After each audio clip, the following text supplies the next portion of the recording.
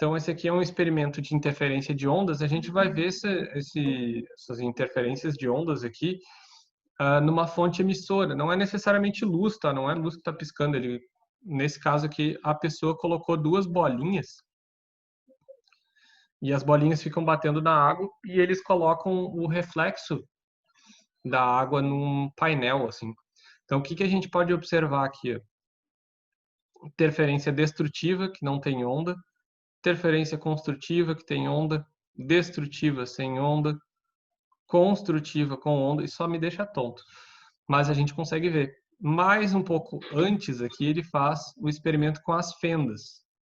Como é que ele faz? Ele faz uma barrinha com uma frequência para manter o comprimento de onda fixo. Uma frequência fixa, comprimento de onda fixo. Aí ele faz aqui dois obstáculos, né, para que a gente tenha a difração desse lado, gerando duas ondas. Lembrem que difração é desviar dos obstáculos. Então ele está desviando desse obstáculo, desviando desse obstáculo. Aí gera duas ondas, duas frentes de ondas, e essas ondas interferem entre elas. Ó, batendo, daí tu tem ânsia de vômito. Interferência negativa não, destrutiva, volta lá, construtiva, destrutiva, pessoa ficando tonta. A gente tem aqui um outro tipo de experimento que é também de interferência, esse aqui é mais legalzinho, que é o cara fez uma bolha de sabão e a gente está observando aqui as cores na bolha de sabão. O que que acontece? É a interferência entre a luz refletida na bolha de sabão e a luz refratada da bolha de sabão. Como as duas vão ter comprimentos de ondas um pouquinho diferentes, vão ter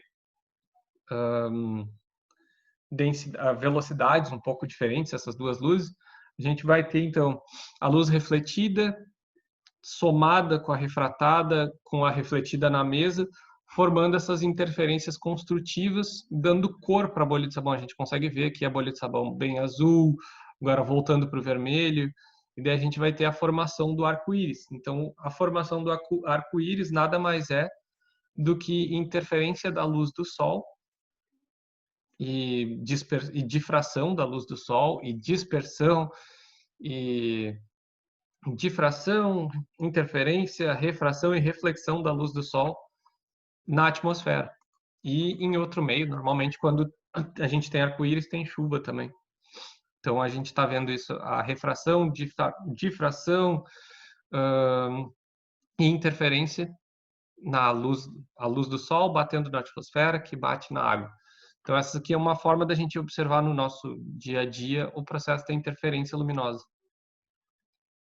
Essa soma dessas ondas luminosas forma essas cores. Deixa eu ver se tem mais algum aqui que é legalzinho. Sai, negocinho. Aqui um de difração, que a gente consegue observar aqui um laser, né? O cara põe um laser em diferentes tamanhos de buracos, a gente vai ter diferentes formas de difração, figuras de difração. Elas dependem do tamanho do buraco que tu está colocando ali. Quanto maior for o buraco, maior vai ser a distância entre as franjas.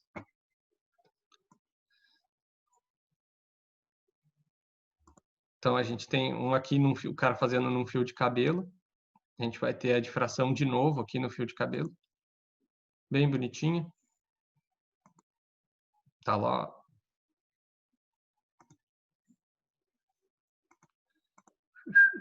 Vamos mostrar, desgraça. Então a gente consegue ver a parte central bem iluminada. Minha cabeça está bem na frente. Parte central bem iluminada. E as franjinhas aqui de difração sendo mostradas com o laser tentando desviar do fio de cabelo. Por último, eu quero mostrar aqui um processo de difração no oceano, que é bastante comum. E, claro, imagens chiquérrimas. Aqui a gente está na Itália. Então, a gente consegue ver aqui as ondas do mar sendo desviadas pelos obstáculos aqui, formando essas franjas de difração no oceano. Não sei porque o cara botou a música da Miley Cyrus de fundo aqui, é esquisito. Então aqui também no Egito, em Alexandria, chiquérrimo, a gente consegue ver aqui, ó, a formação das ondinhas, ó, de difração, bem bonitinhas. E dependendo do obstáculo aqui, né? E aqui para frente, ó, a gente tem até interferência dessa onda com essa aqui. Voltar. A gente tem a interferência dessa onda, não, interferência dessa onda com essa de cá. E formando daí por causa da difração que teve nos dois obstáculos. De novo aqui, difraçãozinha, a gente pode perceber a difração por causa dessa entortada que a onda dá, né? Ela vem reta e dá uma entortadinha porque ela está desviando do objeto. Dubai? Não, Japão. Chiquérrimo também. A gente consegue observar aqui, tem também o desvio, a difração, né? Aqui, nossa, bastante claro. Essa enseada aqui, a Fernando de Noronha, chique, quem tiver dinheiro. A gente tem esse desvio aqui, né? Causado pelo desvio da onda. A onda está vindo reta, dela tem aqui esse obstáculo e forma essas partes mais volteadas causadas pela difração. Então, nesse caso de fenômenos que a gente consegue observar no oceano e tal, porque a onda do mar não deixa de ser uma onda, né? Então, vai sofrer difração também. Para finalizar, então, a gente tem a última parte da aula, que seria a dispersão da luz. O que é dispersão? É quando tu quebra a luz branca em todas as outras cores que compõem ela. E exatamente esse fenômeno que dá a cor para o nosso querido céu. A luz branca, ela dispersa na atmosfera, ela quebra na atmosfera, e ela também sofre outros fenômenos na atmosfera, né, que seriam os fenômenos de refração, reflexão. A luz do sol, ela vem, ela é branca, ela tem todas elas juntas. Ela vem, ela bate na atmosfera, reflete. Ela vem, bate na atmosfera, refrata, e por isso que entra. Ela vem, bate na atmosfera e dispersa. Por isso que a gente consegue enxergar o céu azul, a gente consegue enxergar o céu no horizonte quando está entardecendo ou amanhecendo avermelhado, porque ela está quebrando a luz e refratando a luz e dispersando a luz daquela determinada cor, no vermelho, no azul, no, sei lá, quando tu for a Porto Alegre, vocês vão ver por causa da poluição que tem na atmosfera, cores tipo roxo, azul no entardecer, especialmente próximo do Guaíba, próximo do desembocado do Riacho Ipiranga, no Guaíba. É todo podre lá. E daí tu consegue ver cores tipo roxo, azul. Eu não sei se eles melhoraram nos últimos anos, mas eu acho que não. Então, isso é o que causa essas cores no entardecer, é a dispersão da luz branca. Uma coisa muito interessante, que como além da dispersão a gente tem a reflexão e a refração, quando a gente está observando o Sol no horizonte, basicamente a gente está vendo um reflexo da luz do Sol. Porque quando a gente está vendo o Sol no horizonte, vocês já devem ter notado isso, no final de tarde, assim, a gente está olhando o sol, daí o entardecer está lindo, blá blá blá, e daqui a pouco parece que o sol anda muito mais rápido.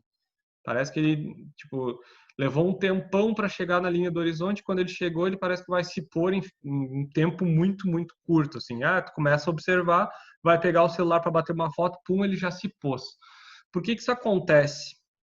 Porque nesse caso, a gente já não está vendo mais o Sol propriamente dito, a gente está vendo o reflexo do Sol na atmosfera.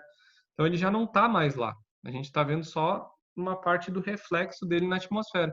Isso faz com que essa imagem do Sol suba muito mais rápido, porque é uma imagem refletida.